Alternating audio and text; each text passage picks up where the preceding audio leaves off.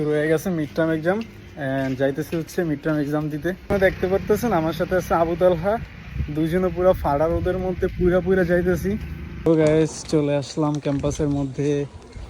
Guys পুরোটা রাস্তা আমরা একদম পুরা রোদে ফাটায় আসছি। তো ক্যাম্পাসের মধ্যে ঢোকার পর একটু প্রশান্তি লাগতেছিল, কারণ গাছের ছায়া আর হচ্ছে বাতাস ছিল ভালোই।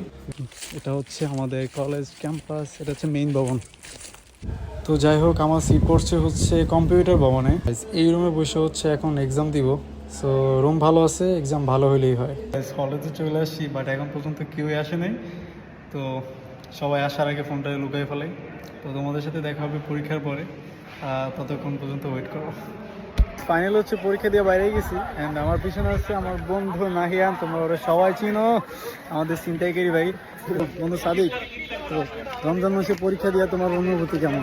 রমজান মাসে পরীক্ষার অনুভূতি মানে এমন, মানে সেমিস্টার যখন সেমিস্টার ফাইনাল হয় তখনই থাকে গিয়ে এইরকম যে মানে সময় দেয় না স্যাররা।